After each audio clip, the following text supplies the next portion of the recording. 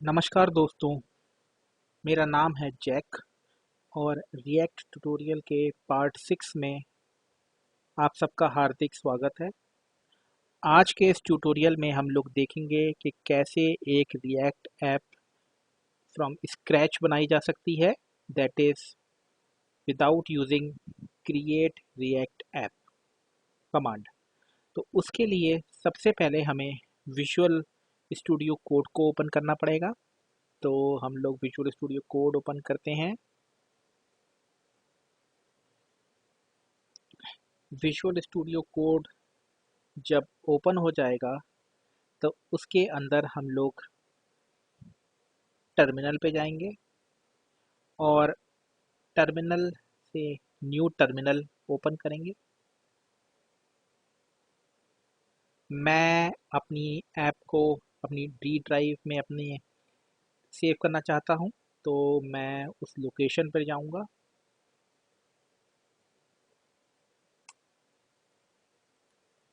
C D react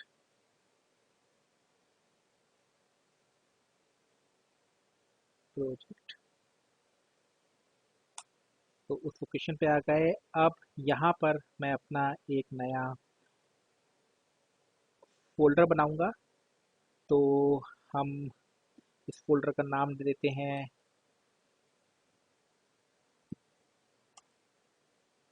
app from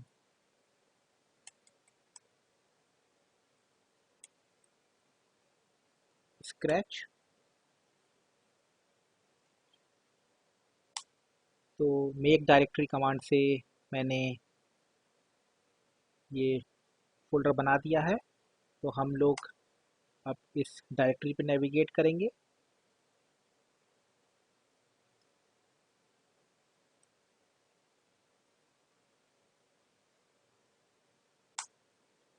तो हम लोग अपनी डायरेक्टरी पे आ चुके हैं।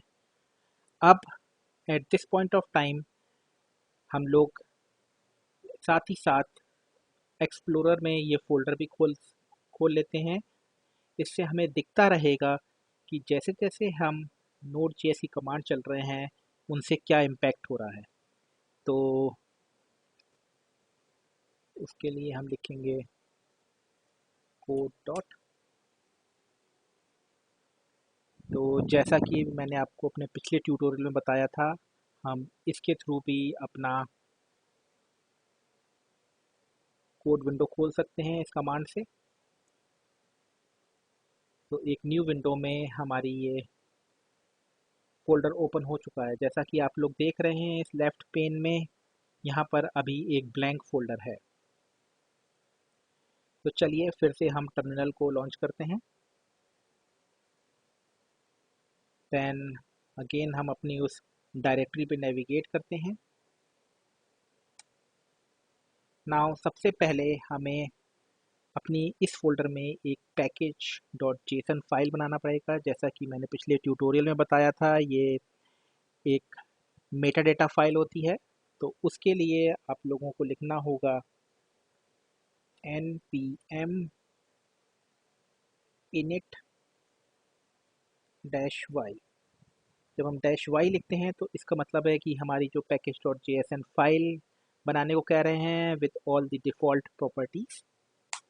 तो जब हम इस कमांड को एग्जीक्यूट करेंगे तो आप लोग देखेंगे कि हमारे उस फोल्डर के अंदर एक पैकेज डॉट जेएसएन फाइल बन चुकी है और उसका कंटेंट जैसा कि कमांड स्क्रीन पे दिख रहा है हूबहू वही कंटेंट होगा। चाहिए तो मैं आपको ओपन करके दिखा सकता हूँ। तो आप लोग देख रहे हैं जो आउटपुट कमांड विंडो में आया था सेम चीज़ हमारी पैकेज डॉट जेसन में। नाउ क्योंकि हम एक रिएक्ट एप्लीकेशन बना रहे हैं तो हमें रिएक्ट की जावास्क्रिप्ट लाइब्रेरीज, रिएक्ट डॉम और उसकी डिपेंडेंट लाइब्रेरीज को भी इंस्टॉल करना पड़ेगा। तो उनको इंस्टॉल करने के लिए हमें लिखना पड़ेगा npm i react React DOM. तो अब हमने रिएक्ट और रिएक्ट डॉम की सारी लाइब्रेरीज और डिपेंडेंट लाइब्रेरीज को इंस्टॉल करने का प्रोसेस इनिशिएट कर दिया है। जैसा कि मैंने आपको पिछले ट्यूटोरियल में बताया था कि जब हम रिएक्ट और रिएक्ट डॉम को इंस्टॉल करते हैं तो नोड मॉड्यूल्स नाम से एक फ़ोल्डर डाउनलोड होता है। तो आप देख सकते हैं वो नोड मॉड्यूल्स फ़ोल्डर बन चुका है और इसमें रिएक्ट की सारी लाइब्रेरीज और डिपेंडेंट लाइब्रेरीज आ जाते हैं। तो यहाँ तक हम लोगों ने अपनी रिएक्ट एप्लीकेशन काफ़ी हद तक सेटअप कर ली है। तो चलिए अब सबसे पहले हम लोग अपनी एक रिएक्ट एप्लीकेशन में एक HTML पेज बनाते हैं। तो उसके लिए यहाँ पर ऐड न्यू फाइल, मैं अपनी फ़ाइल का नाम डाल रहा हूँ index.html। ये फ़ाइल बनाया है। दोस्तों मैंने एक छोटा सा सैम्पल HTML कोड तैयार रखा है, तो मैं उसको यहाँ कॉपी कर देता हूँ।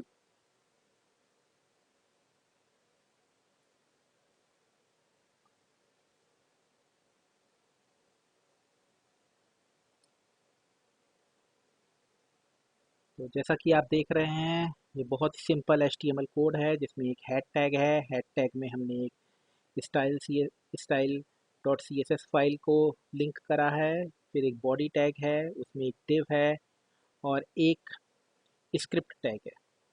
नाउ यहाँ पर आप देखेंगे div का हमने ID रूट दिया है और इसी के अंदर हम सारा का सारा जो भी हम रिएक्ट में कोड लिखेंगे वो इसी div में रेंडर होगा। और यहाँ पर हमने एक फ़ाइल बनाई है स्क्रिप्ट सोर्स जिसका नाम दिया है index.pack.js। नाउ अब हम यहाँ पर एक अपनी जावास्क्रिप्ट फाइल बनाएंगे।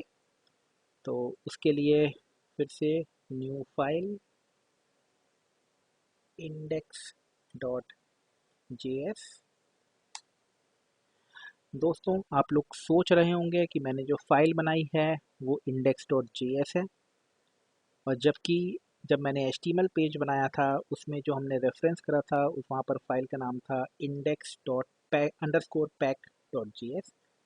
इसका स्पेसिफिक रीज़न है जो मैं आपको अभी इस ट्यूटोरियल में बताऊंगा, पर अभी के लिए हम इसे ऐसा ही रहने देते हैं। अब हम लोग एक style.css फाइल भी डालेंगे क्योंकि वो हमने अपने HTML टेम्पलेट में यूज़ करी है। तो style.css, इस CSS फाइल में हम लोग एक सिंपल सा बॉडी टैग लिख रहे हैं जिसके थ्रू मैं सिर्फ ये चाह रहा हूँ कि जो भी हमारा टेक्स्ट हो हमारे पेज पे उसका कलर से रेड हो, जस्ट अ सिंपल CSS। अब चलिए हम लोग index.js फाइल में जाके रिएक्ट कोड लिखते हैं। तो जैसा कि मैंने आपको बताया था कि अगर हमें एक रिएक्ट एप्लीकेशन बनानी है तो सबसे पहले हमें रिएक्ट और रिएक्ट डॉम को इंपोर्ट करना पड़ेगा। तो उसके लिए हम लोग लिखेंगे import सॉरी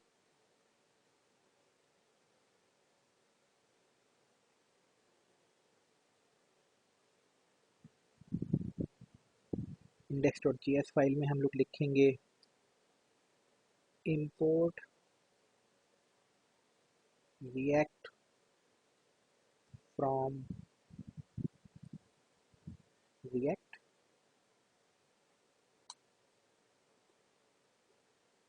इसके बाद हम लोग लिखेंगे import react DOM from react DOM। और इसके बाद हम लोग सिंपली लिखेंगे react DOM डॉट रेंडर। जैसा कि मैंने आपको अपने पिछले ट्यूटोरियल में बताया था ये 2 पैरामीटर लेता है, पहला व्हाट टू रेंडर, तो इसमें हम इसको बताएंगे कि क्या लिखना है। तो हम ये h1 टैग ले रहे हैं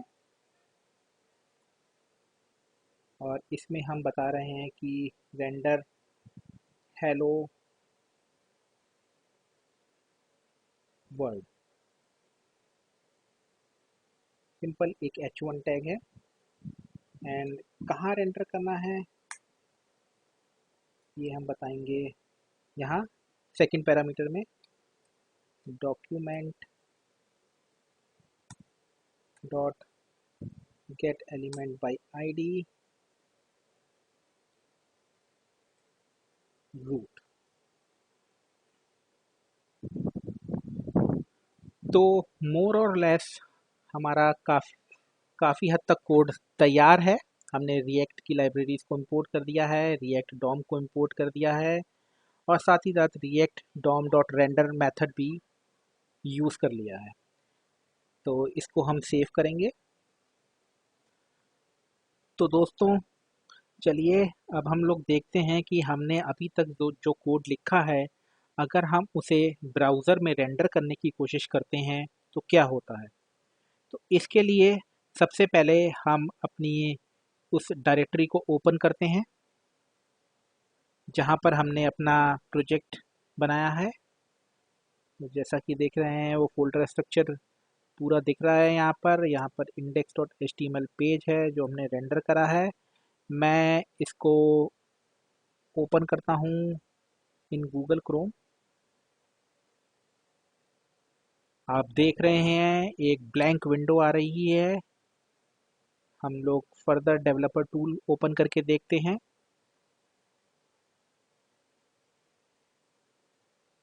तो ये बोल रहा है कि index underscore pack dot JS file नहीं मिली इसे, जो कि सही बात है क्योंकि अभी तक हम उस लेवल पे नहीं आए हैं। तो हम लोग एक काम करते हैं, अभी के लिए हम अपने HTML कोड को मॉडिफाई करते हैं और simple index dot JS file को रेफ़र करते हैं।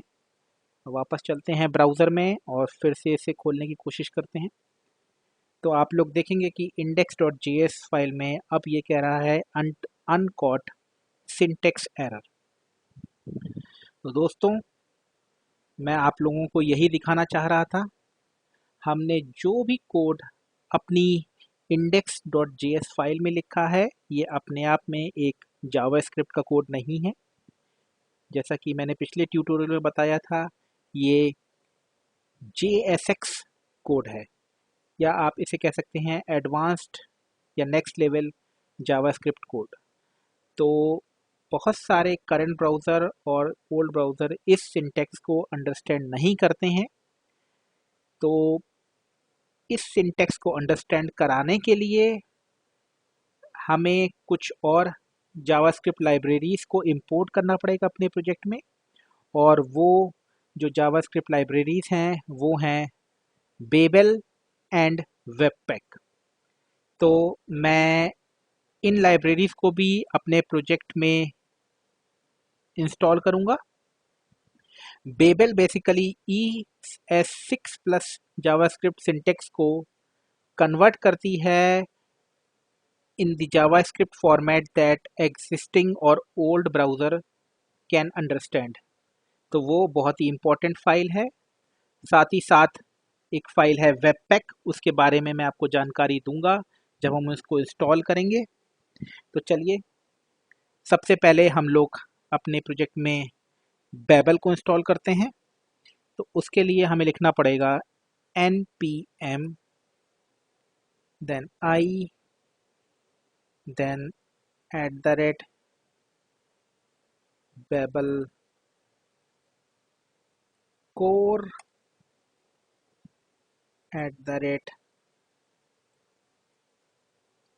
@babel slash preset env space @babel preset react और बेबल लोडर। तो ये कुछ बेबल की लाइब्रेरीज हैं जिनको हमें इंस्टॉल करना पड़ेगा अपने प्रोजेक्ट में। तो चलिए इनको इंस्टॉल करते हैं। तो आप देख रहे हैं इनका इंस्टॉलेशन स्टार्ट हो गया है। साथ ही साथ मैं आप लोगों के लिए package.json फाइल भी ओपन कर देता हूं। तो जैसे जैसे हम इन चीज़ों को इंस्टॉल करेंगे package.json फाइल भी अपडेट होती रहेगी और इसमें बेबल के रेफरेंसेस भी ऐड हो जाएंगे।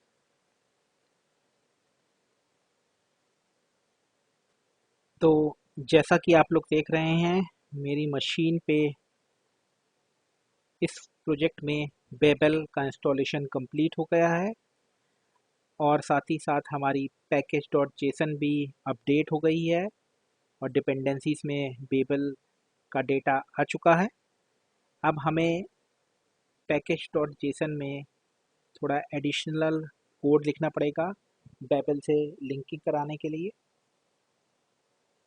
तो उसके लिए हम लिखेंगे बेबल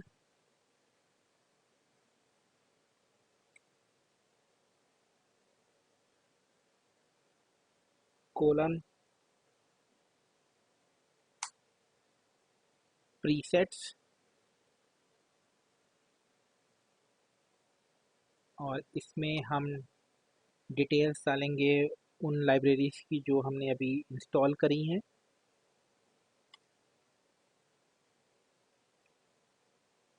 जो कि हैं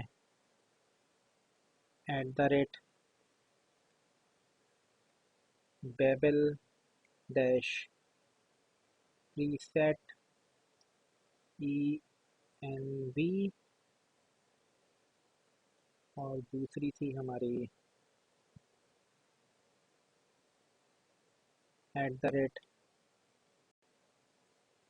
@बेबल प्रीसेट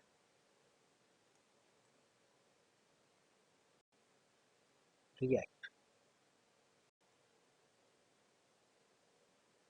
इसको हम लोग सेव कर देते हैं।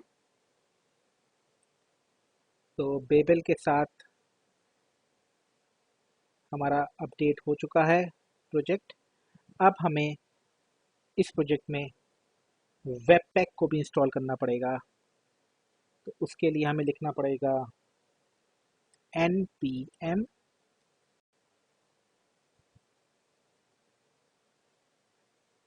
Web pack space web pack CLI और वेब पैक डेव सर्वर।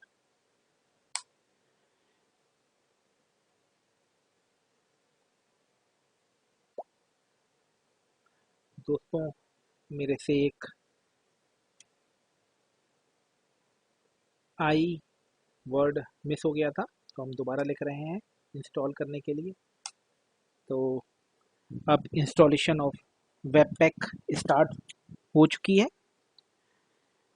तो दोस्तों वेब पैक एक जावा स्क्रिप्ट मॉड्यूल बंडलर है और इसका स्पेसिफिक यूज़ होता है कि आपकी एप्लीकेशन में जितनी भी JS फाइल्स हैं CSS फाइल्स हैं उन सबको बंडल करना।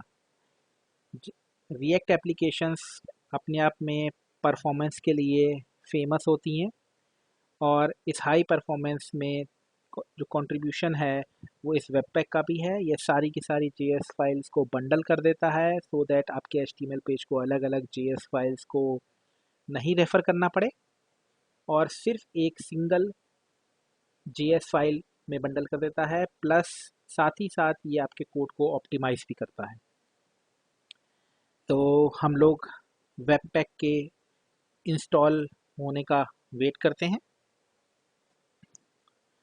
तो दोस्तों जैसा कि आप सब लोग देख रहे हैं वेबपैक इंस्टॉल हो चुका है और साथ ही साथ आप देखेंगे कि वेबपैक की डिटेल्स हमारी पैकेज डॉट जेसन की डिपेंडेंसीज में आ चुकी हैं।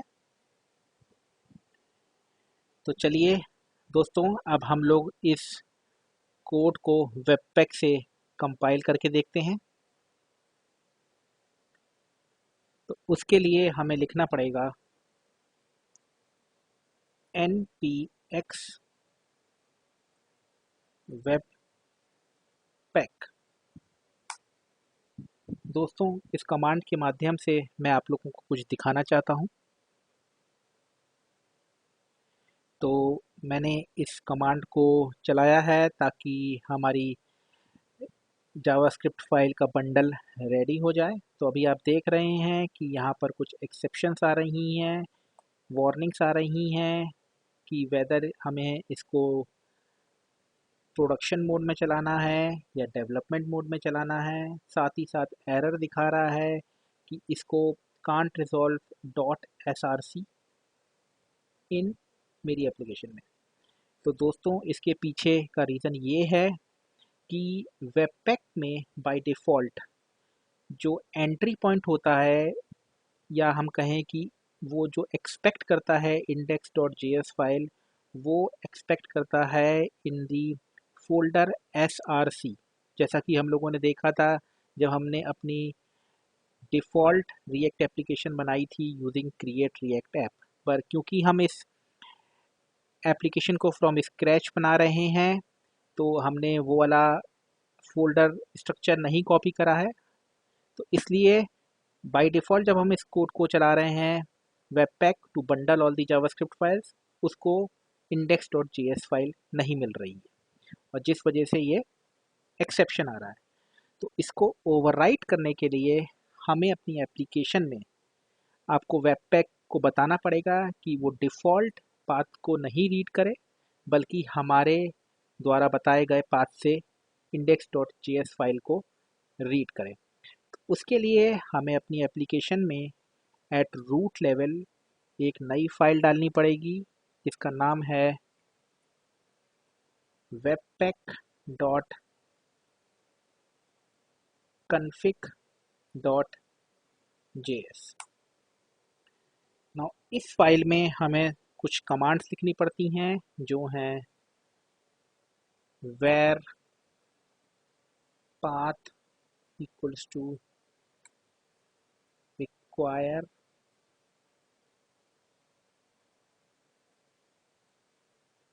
path,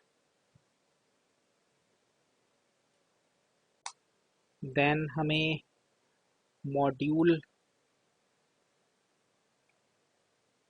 dot exports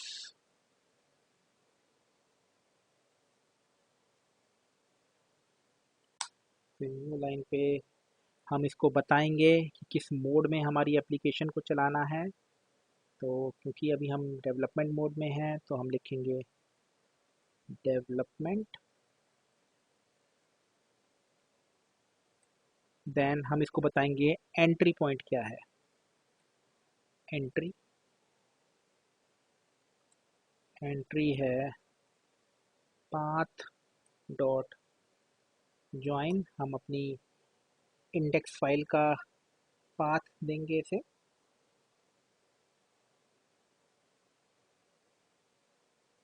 directory name comma root directory index dot JS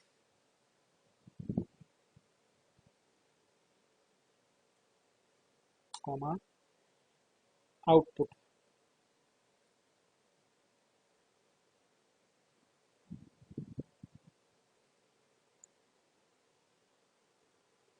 output में हम इसको बताएंगे किस नाम से फाइल जनरेट करनी है और कहाँ जनरेट करनी है।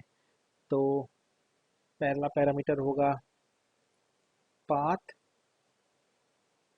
और हम बताएंगे इसे रूट डायरेक्टरी में ही जनरेट करें।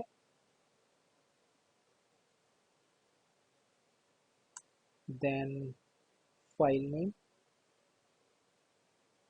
किस नाम से जनरेट करें।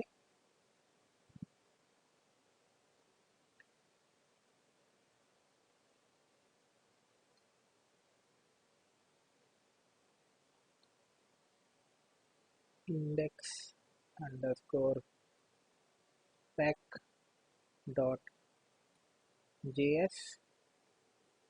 ये वो फाइल नेम है दोस्तों जो मैंने इनिशियली अपने डिफ़ॉल्ट HTML टेम्पलेट में लिखा था। तो मैं उसी फाइल नाम से अपनी JS फाइल जनरेट कर रहा हूँ। इसमें ये दो कमांड आउटपुट हो गया। देन हमें इसमें कुछ रूल्स बताने पड़ेंगे अपने मॉड्यूल के। उसके लिए लिखना होगा मॉड्यूल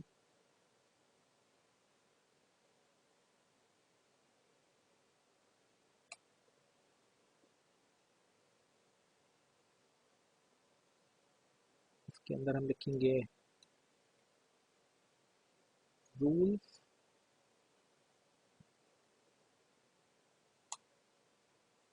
और रूल्स में हम लिखेंगे test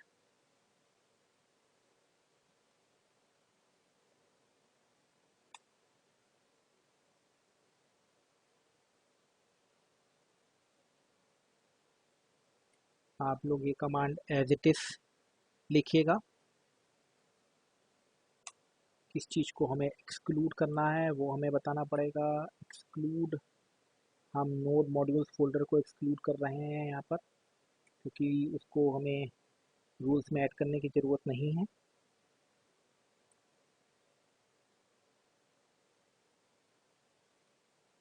node modules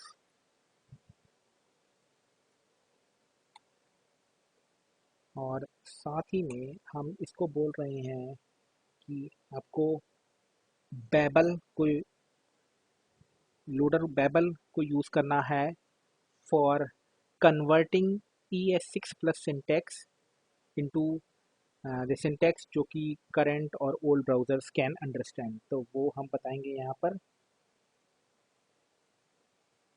label loader. Label loader हमने इसको बता दिया है।